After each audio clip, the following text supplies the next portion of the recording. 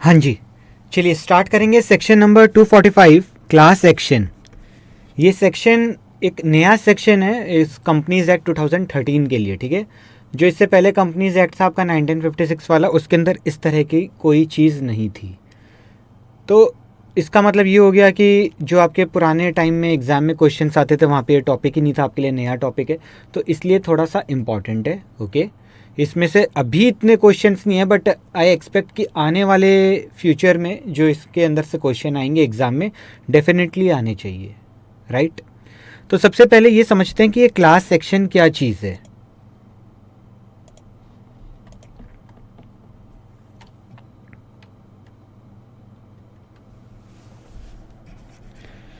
मैं एक ना आपको छोटा सा एग्जांपल देता हूँ।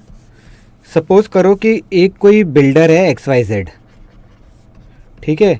उसने अलग अलग जगह फ्लैट्स बना दिए, कुछ हरियाणा में, कुछ दिल्ली में, कुछ चंडीगढ़ में,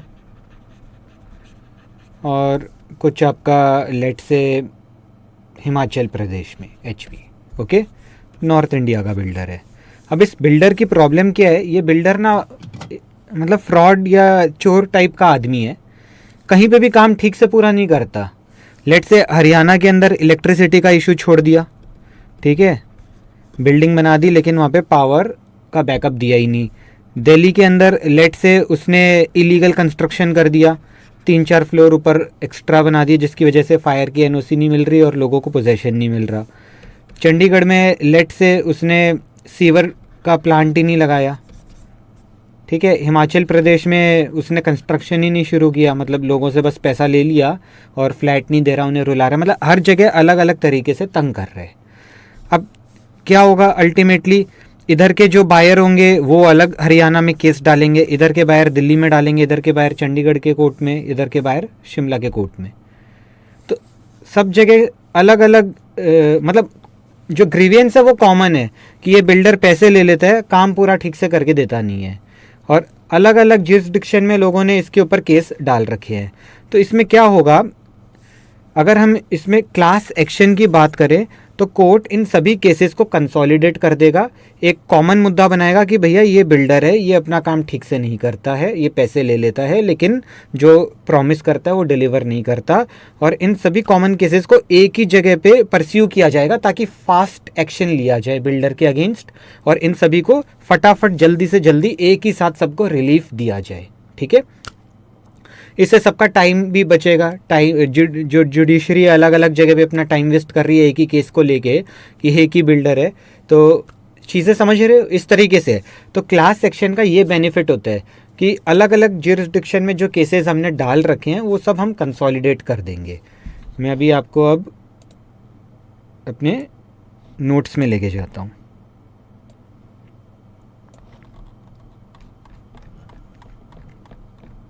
तो ये सब अभी हम पढ़ेंगे। अभी एक बार फटाफट आप इधर नीचे आओ कि ये पढ़ते हैं, procedure after admission of application. जब क्लास सेक्शन की एप्लीकेशन ट्राइब्यूनल में एडमिट हो जाती है उसके बाद क्या होता है, एक पब्लिक नोटिस सर्व किया जाएगा टू ऑल मेंबर और डिपॉजिटर। वाई? बिकॉज भाई किसी एक बंदे ने ये एप्लीकेशन डाला है तो अलग अलग जगह पे जो लोग हैं उनको थोड़ी पता है कि इस तरह की भी कोई बात चल रही है, क्योंकि ये तो एक बंदे ने डाला है कि भाई इस बिल्डर के खिलाफ इतने लोगों ने केसेस कर रखे हैं, आप इसको कंसोलिडेट करके एक ही जगह पे इसका ट्रायल करो, ठीक है। तो उसके लिए पब्लिक नोटिस दिया जाएगा सभी मेंबर और डिपॉजिटर को।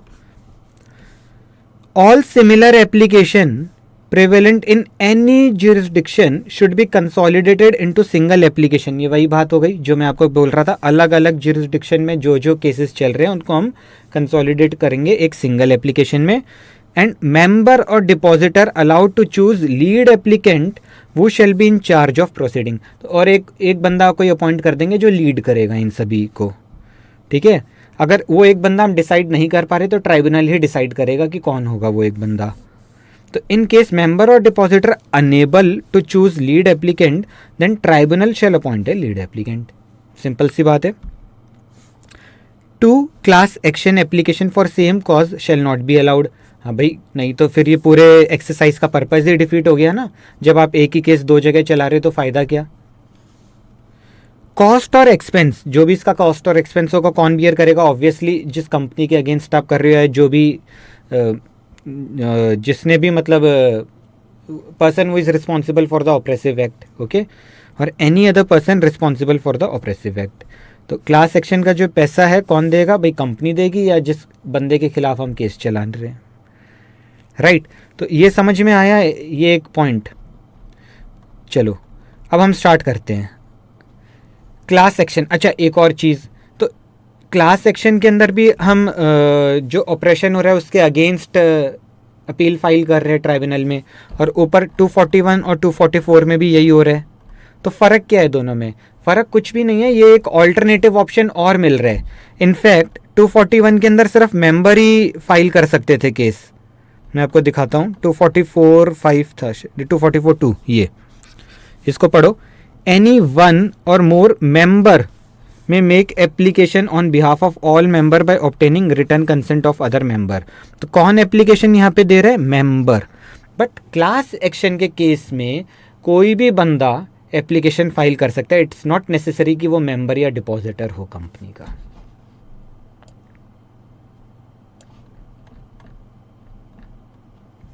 ये देखो, an application may be filed by any person, group of person or association of person representing the person affected।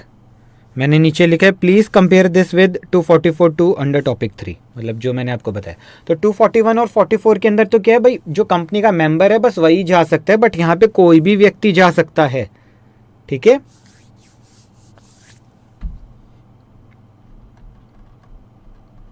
But जो भी बंदा जाएगा उसको ऑब्वियसली ऐसा नहीं हो सकता कि जो मेंबर्स हैं मतलब कोई भी व्यक्ति जाएगा, मतलब कोई भी एडवोकेट या कोई लीगल रिप्रेजेंटेटिव जिसको इस चीज़ों का नॉलेज है, बट आपको एक रिक्विजिट नंबर ऑफ मेंबर और डिपॉजिटर की तो अप्रूवल चाहिए होगी, तभी आप जा सकते हो क्लास सेक्शन में, ओके।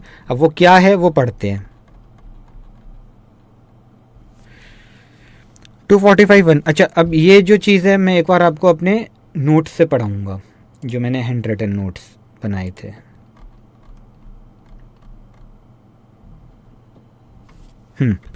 यहाँ से देखते हैं सेक्शन 245 क्लास सेक्शन। मेंबर और depositor if they are of opinion that affair of company are prejudicial to interest of company, prejudicial to member और depositor, then they can apply to tribunal. तो यहाँ पे आपका ये पब्लिक इंटरेस्ट वाला point नहीं है, ठीक है।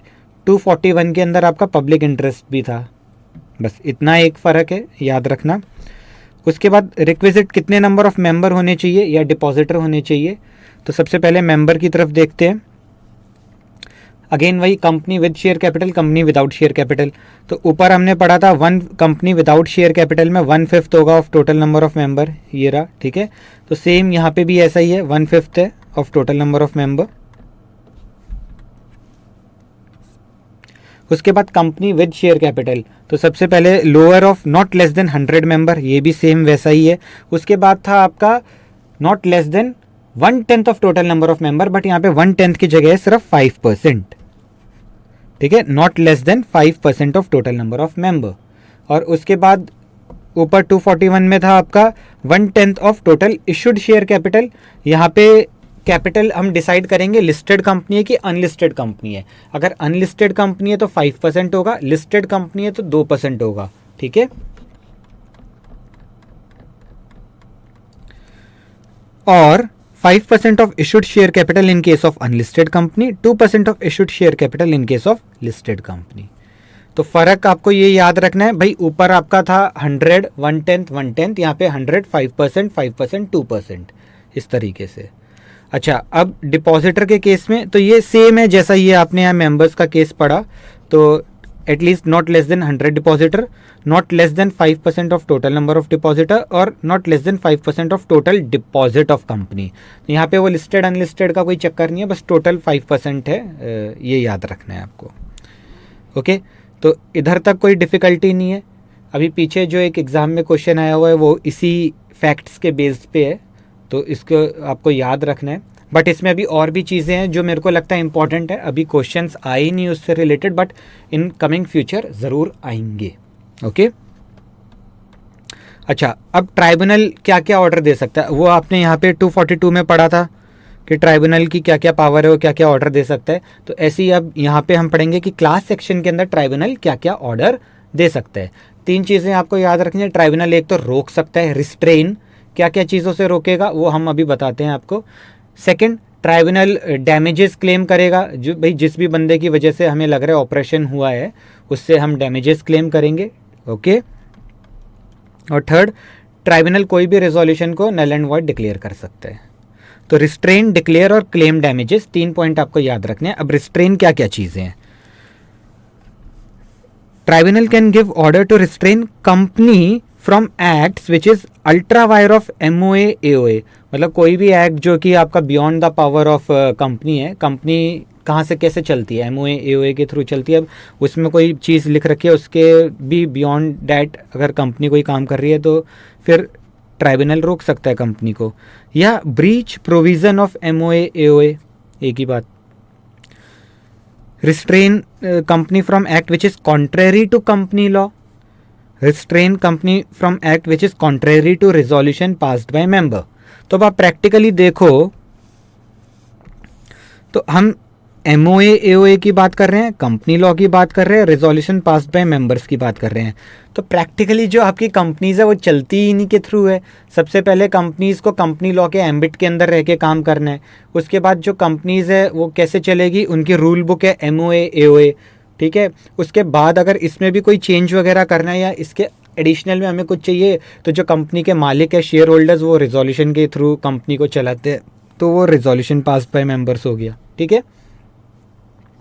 तो बेसिकली यही 3 चीज़ें जिसके थ्रू कंपनी चलती है। तो उन तीनों में कोई भी ऐसा काम हो जो कि कॉन्ट्रेरी हम उनके कर रहे हैं तो ट्राइब्यूनल उसको रोक सकता है। चलो अगला है declare resolution altering MOA AOA as void and restrain company and director from acting on such resolution. तो ये रेजोल्यूशन को वॉइड हम क्यों डिक्लेयर करेंगे, उसका रीज़न ये है where resolution was passed by suppression of material fact or obtained by misstatement to depositor or member.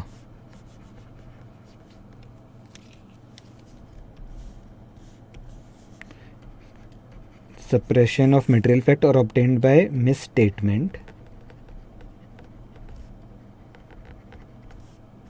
to depositor or member. ठीक है।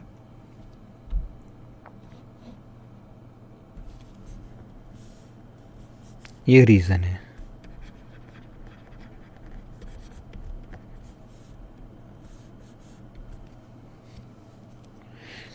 अगला है आपका क्लेम डैमेजेस। डैमेजेस किससे क्लेम करोगे, क्लेम डैमेजेस और demand suitable action against company और its director, auditor including audit firm, any expert, advisor, consultant और एनी अदर पर्सन। तो इनसे हम क्लेम क्यों करेंगे damages, because of this 2 reasons हैं, ठीक है। पहला,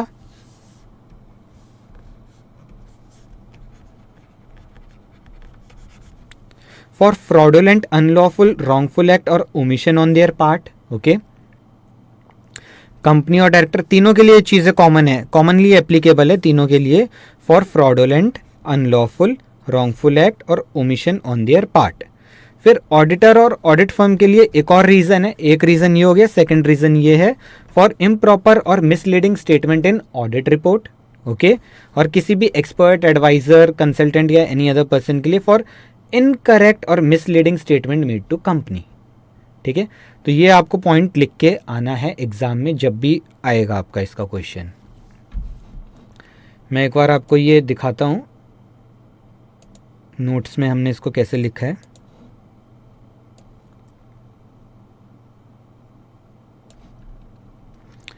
ये तो हमने कर लिया था, ये भी हमने कर लिया था, 100 मेंबर, 5%, 5%, 2%, 1/5, ये भी कर लिया था। फिर tribunal can give order for, ये भी हमने कर लिया था। तो इसमें हम इसकी बात कर रहे थे क्लेम डैमेजेस की। देखो, कंपनी और a director for fraudulent, unlawful, wrongful act और omission on their part, auditor including audit firm. तो पहला रीज़न तो आपका वो था फॉर इम्प्रॉपर और misleading statement made in audit report, और ये है ना सेकंड रीज़न, सेम यही है, देखो फ्रॉडुलेंट, अनलॉफुल, रॉन्गफुल एक्ट और omission on their part. Okay, आगे लिखा है liability shall be of firm and each and every partner who is involved in making improper misleading statement. ठीक है, इसमें ऐसा कोई इतना वो नहीं है।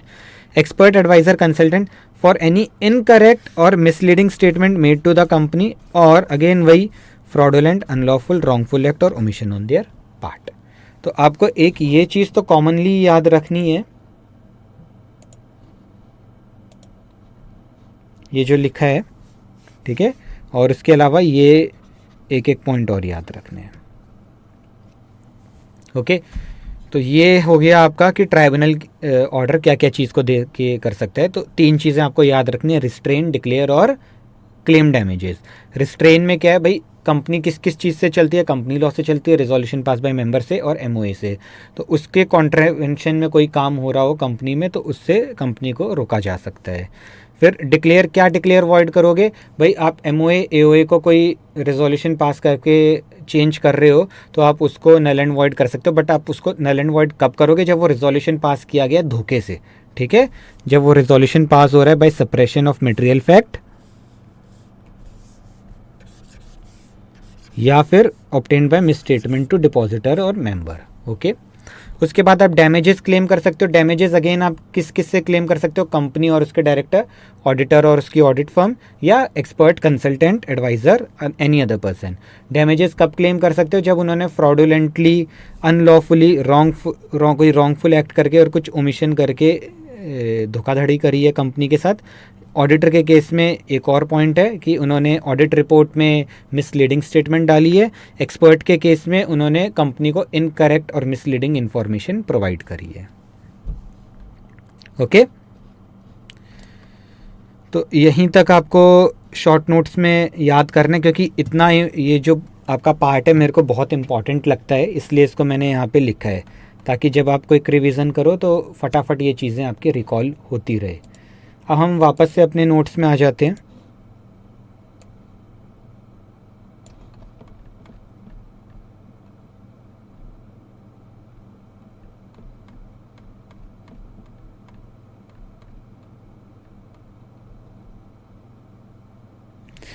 इन 3 के अलावा एक और है आपका other remedy, to seek any other remedy as the tribunal में सीम डीम फिट। ठीक है, सो बस यहीं तक लिमिटेड नहीं है, और भी जो ट्राइब्यूनल की इच्छा हो वो रेमेडी दे सकती है।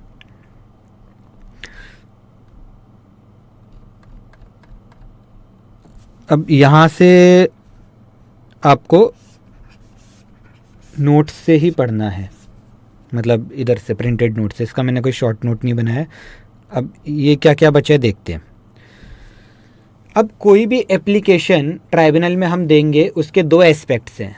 एक, एप्लीकेशन एक्सेप्ट करने से पहले ट्राइब्यूनल को कुछ चीज़ें देखनी है, और एक एप्लीकेशन एक्सेप्ट हो जाने के बाद क्या प्रोसीजर है। तो प्री एंड पोस्ट, तो ये प्री के बारे में अभी हम पढ़ेंगे। एप्लीकेशन एक्सेप्ट होने से पहले ट्राइब्यूनल को क्या क्या देखना है, एप्लीकेशन एक्सेप्ट हो जाने के बाद क्या क्या होना है। ये वैसे अभी मैंने एकदम जब स्टार्ट किया था तब आपको करा दिया था, बट फिर भी अभी रिपीट करूंगा। तो पहले अब प्री पे फोकस करते हैं। 6 पॉइंट है, ये हमें पढ़ने, एक एक करके देखते हैं। पहला पॉइंट है वेदर मेंबर और depositor acting in good faith. क्या मतलब हुआ इसका? इसका मतलब ये हुआ, ऐसा तो नहीं कि ये जो मेंबर हैं और डिपॉजिटर है कंपनी को प्रेशराइज करने के लिए ऐसे कोई टेक्टिक्स अडॉप्ट कर रहे हैं। ठीक है, मतलब हर बार ऐसा तो नहीं होता ना कि कोई बंदा बोल रहा है कि मेरे को तंग किया है तो सच्ची बोल रहा है। कई बार ये भी होता है कि झूठा केस भी बन जाता है, तो झूठा केस तो नहीं बन रहा, ये देख रहे हैं हम। Okay, second, any evidence of involvement of any person other than director और ऑफिसर ऑफ कंपनी। अभी हम यहाँ पे देख रहे हैं कि हम रेमेडी लेंगे किससे, कंपनी और director, auditor including audit firm, expert, adviser, consultant.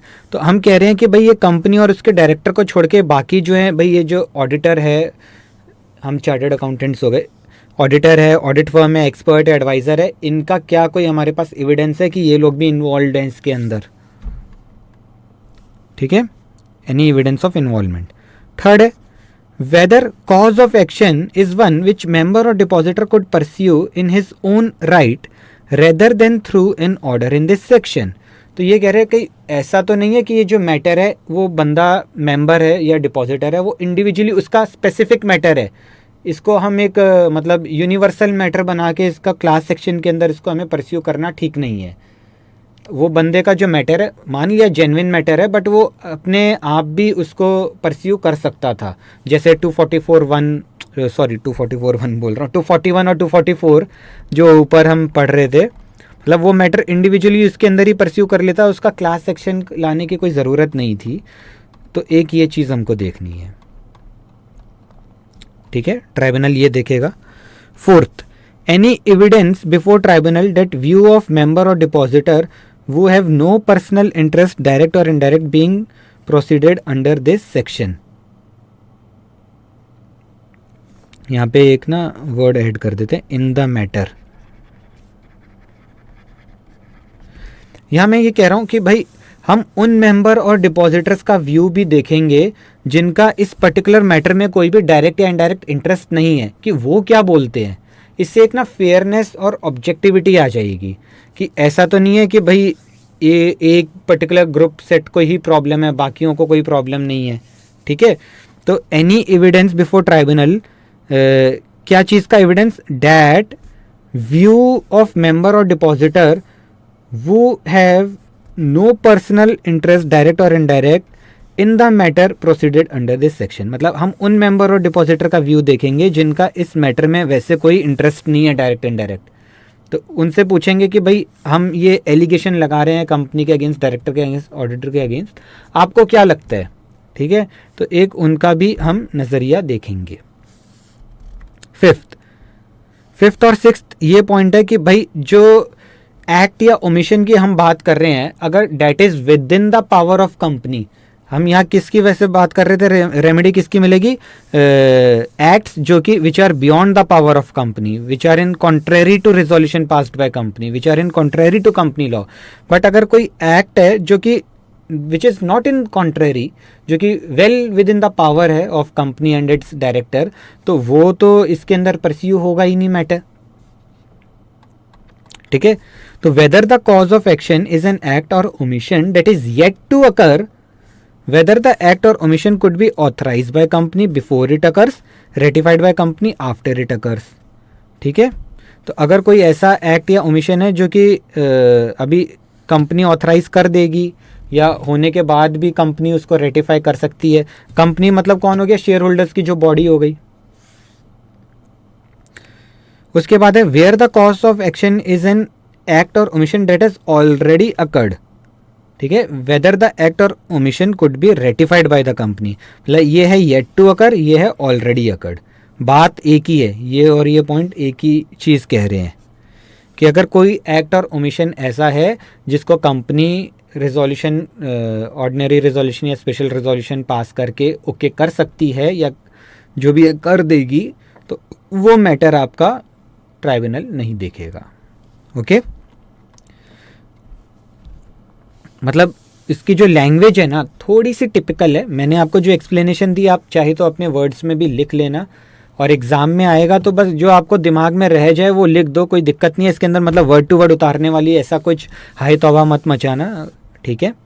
थोड़ा सा टिपिकल है इसलिए मैंने इसको अपने उसके अंदर भी नहीं लेके गया शॉर्ट नोट्स में, क्योंकि मेरे को लगता है जो बहुत इंपॉर्टेंट है वो ये टॉपिक्स हैं इस पर्टिकुलर सेक्शन के अंदर, ठीक है। ये वाले टॉपिक आप बस ऐसे थोड़ा याद रख लोगे वो भी चलेगा। ये थोड़ा इंपॉर्टेंट है, procedure after admission of application, ये मेरे को लग रहा है इंपॉर्टेंट है और है भी इजी सा, ठीक है। क्या क्या है प्रोसीजर, पहला पब्लिक नोटिस दोगे, जितने भी सिमिलर एप्लीकेशन है उनको कंसोलिडेट कर दोगे, 2 क्लास सेक्शन एक मैटर पे अलाउ नहीं होगा, जो उसका कॉस्ट और एक्सपेंस है आप कंपनी से भी लोगे या जिसके अगेंस्ट आप जो भी पर्सन रिस्पॉन्सिबल है फॉर ऑपरेसिव एक्ट उससे आप रिकवर करोगे, ठीक है। जो ट्राइब्यूनल का ऑर्डर है वो बाइंडिंग है सभी पे, ये तो एक कॉमन सी बात है, लिखने मतलब बोलने वाली कोई बात ही नहीं है। ये order of tribunal to be binding on company, member, depositor, audit firm, expert, consultant, any other person associated with company. Punishment for non compliance of order passed by tribunal, तो कंपनी की जो पनिशमेंट है 5 lakh to 25 lakh, officer in default की punishment है 3 साल jail या 25,000 से 1 लाख रुपए फाइन या बोथ, नहीं बोथ नहीं लिखा, बस इतना ही है। In addition to this, penalties under section 337 to 341 shall also apply. Okay. Banking companies are exempt from this section.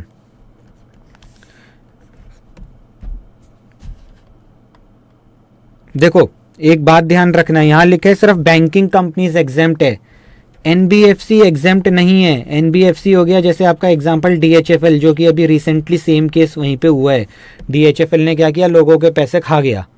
Okay, मैंने पीछे भी 1-2 चैप्टर के अंदर शायद जो आपका इन्वेस्टिगेशन वाला चैप्टर उसके अंदर इसका पूरा एग्जांपल देके समझाया था।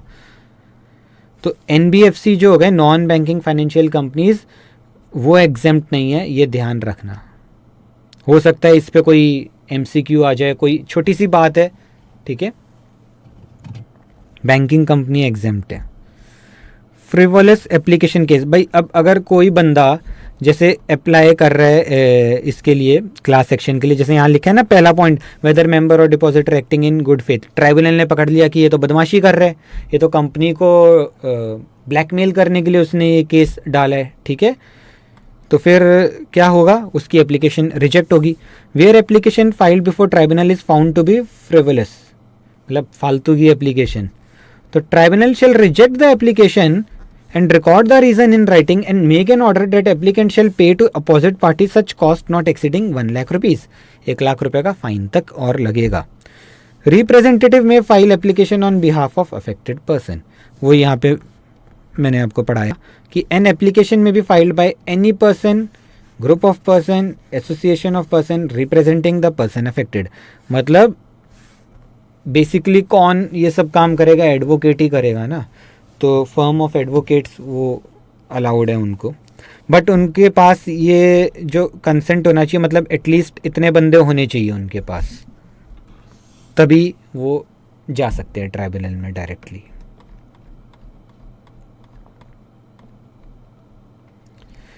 बस इतना ही है आपका सेक्शन 245। एक 246 और है, छोटा सा है, पढ़ लेते हैं, बस है कुछ भी नहीं। 246 application of certain provisions to proceeding under 241 और 245। 241 और 245 अब 2 टाइप की प्रोसीडिंग्स हमने पढ़ ली है, क्लास सेक्शन वाली हो गई, ये इंडिविजुअल जो मेंबर्स अपना जाएंगे वो। Provision of 337 to 341 relating to winding up shall apply mutatis mutandis, मतलब as it is in relation to application made to tribunal under 241 और 245। ओके, ठीक है, मतलब ट्राइब्यूनल जहाँ भी वाइंडिंग अप का ऑर्डर दे रहा है वहाँ पे 337 से 341 के प्रोविज़न भी अप्लाई होंगे। ओके, अभी कमिंग चैप्टर्स में हम पढ़ेंगे इसको। चलो एक इसका क्वेश्चन देख लेते हैं फटाफट, फिर फिनिश करेंगे इस टॉपिक को।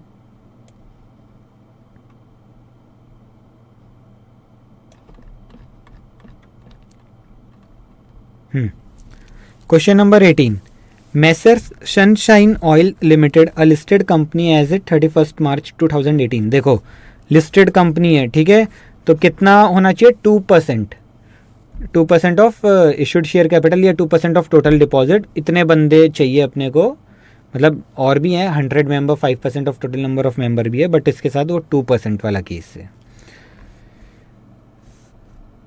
As per the audited financial is having 200 depositor with 50 crore of deposit in the company.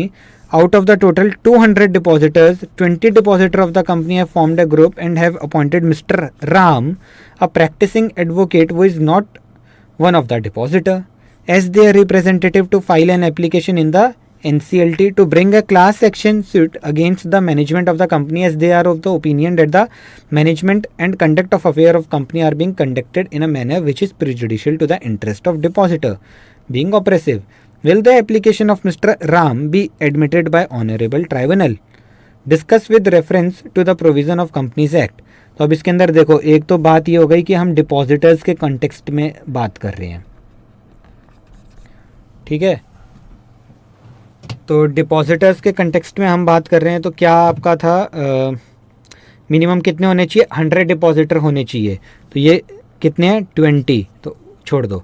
Minimum कितने होने चाहिए, 5% of total number of depositor.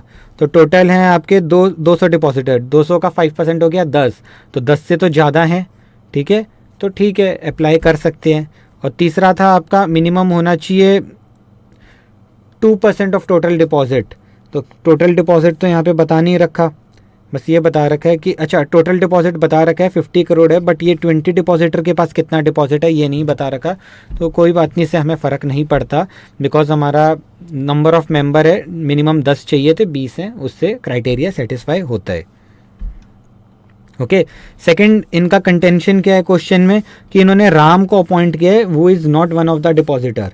तो उससे भी हमें कोई फ़र्क नहीं पड़ता। 245 सबसेक्शन 10 में हमने पढ़ा था कि कोई भी जाके अप्लाई कर सकता है।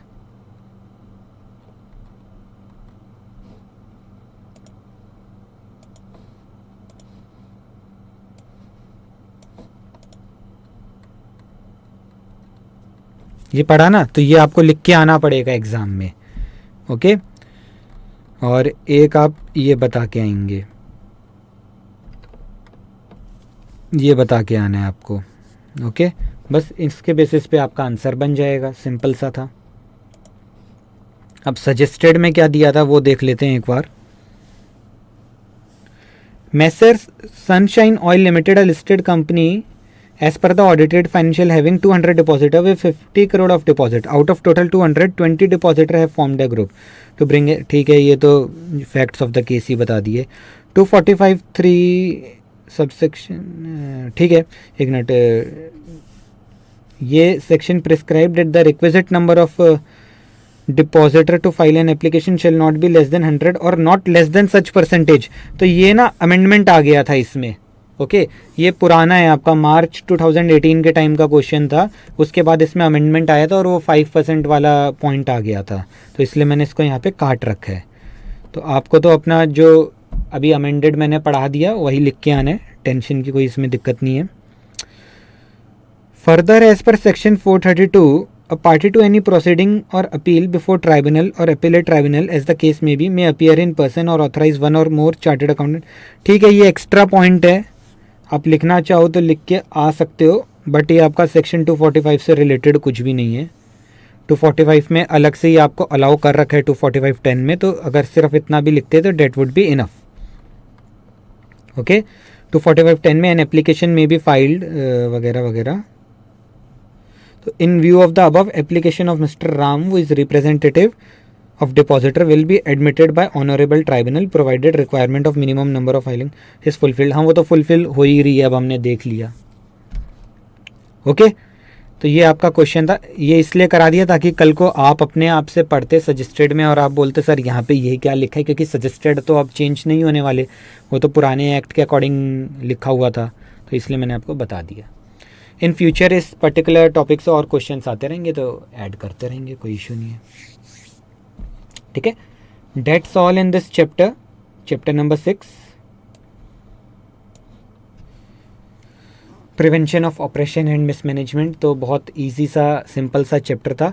अब एक वीडियो मैं और बनाऊंगा इसकी, जिसके अंदर इसको हम खाली रिवाइज़ करेंगे, तो फटाफट इसको रिवाइज़ करने वाला एक वीडियो होगा, वो आप और देख लीजिएगा, ठीक है। Thank you very much, bye.